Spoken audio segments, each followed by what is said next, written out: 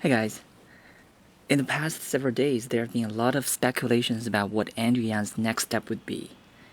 So today I'm going to share with you this interview of Andrew Yang with New York Times, and then what Andrew Yang said about running for president next time.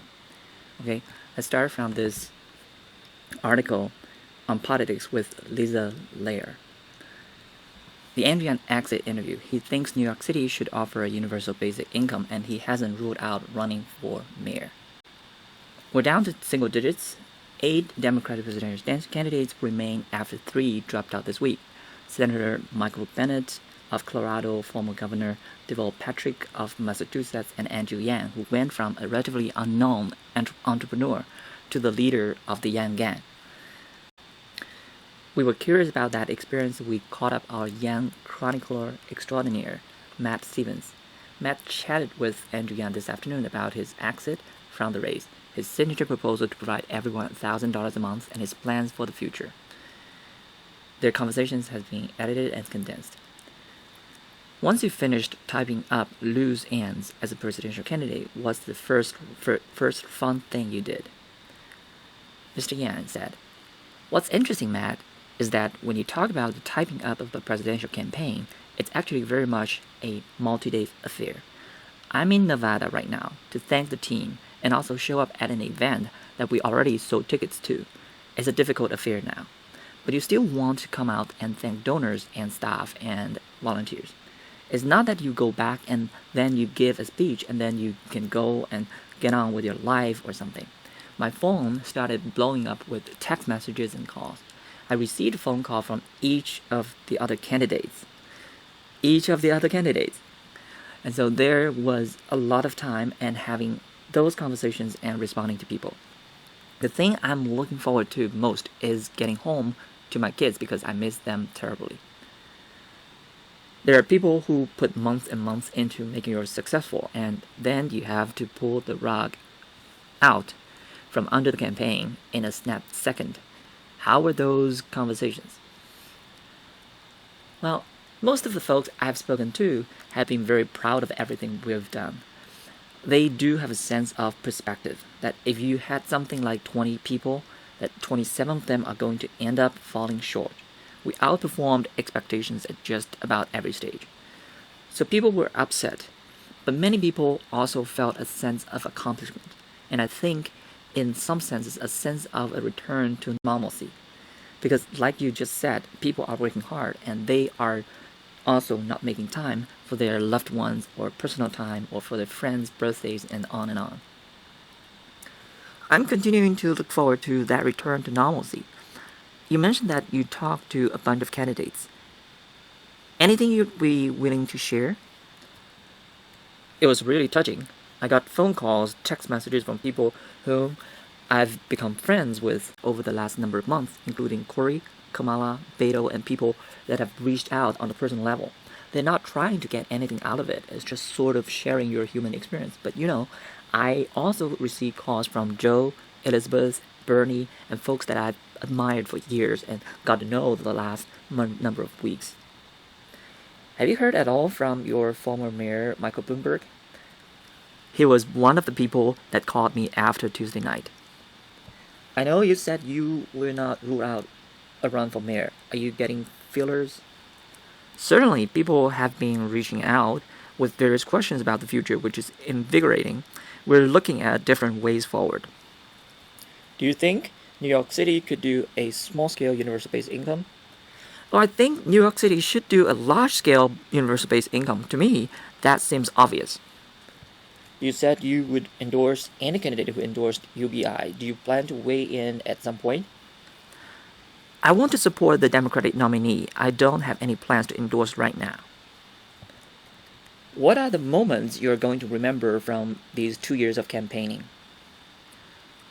Even in traveling from New Hampshire and Nevada, I go through the airport and there were people who just congratulated me. It's the sense that a campaign doesn't end when you suspend. In some sense, you're still moving forward. That energy is going to continue. The strangest thing for me as a person is I started running as an anonymous citizen. Now, if I show up in public place, the odds of someone both recognizing and being excited to see me are really high. That's something that I continue to be surprised by. My wife said, "You somehow became a symbol for something bigger than yourselves over the past 2 years, and that's something I hadn't anticipated. But it's a very beautiful human response. It makes me optimistic about the future, that something hasn't ended with the campaign." So, Andrew Yang has not ruled out the possibility of running for New York mayor, and he actually supported a large-scale UBI. And here's what he said about 2024. This is from a Las Vegas event. This is a yay, yay.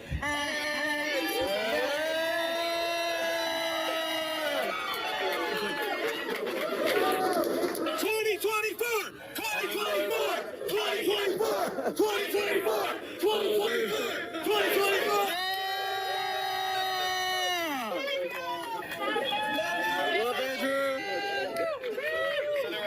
A lot of people in Iowa, New Hampshire that were saying, like, please, like, come back in 4 years. A lot of people who said, frankly, that, you know, if there wasn't so much fear and anxiety, that they would have come our way. But because of the current climate, I think many people feel like it's a little bit new.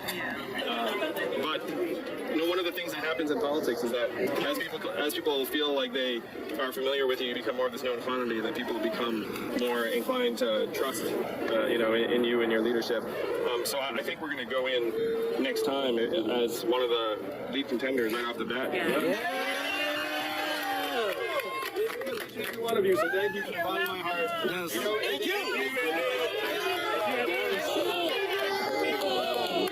You changed so many lives, dude, and you started a movement that's going to grow. We're going to carry this back and forth for the time.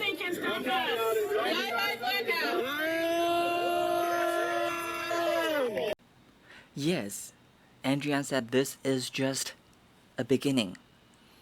It's a beginning rather than an ending.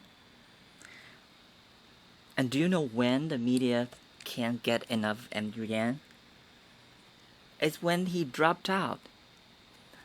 It's ridiculous. It's sarcastic. All it took for Andrew Yang to receive gushing media attention in the 2020 race was to drop out. That's when he received the most media attention. While the ex-candidate spent a part of his campaign under a self-imposed MSNBC blackout, chiding establishment types for dismissing him on the campaign trail and the debate stage, Yang returned to the network the morning after the New Hampshire primary, drawing compliments from the Morning Joe crew for his signature scarf and speculative questions about his hypothetical interest in running for the New York mayor. Well, it's incredibly flattering to be thought of in that role, Yang said. "I'm a New Yorker. We haven't ruled anything out at this point." Questions about Yang entering the 2021 mayoral contest emerged after top Bloomberg 2020 advisor and former New York deputy mayor Howard Wolfson responded to Yang's exit by tweeting that he would make a very interesting candidate for NYC Mayor in 21. When prompted for his 2020 endorsement plans, Yang, who noted that he is certainly open to looking at other races, told MSNBC that if a Democratic contender wants him on their side, all they have to do is come out for universal basic income, his signature issue, once confined to fringe libertarian wonks and Silicon Valley types who fear an impending techno dystopia. And then I'll be there with you on the trail the next day.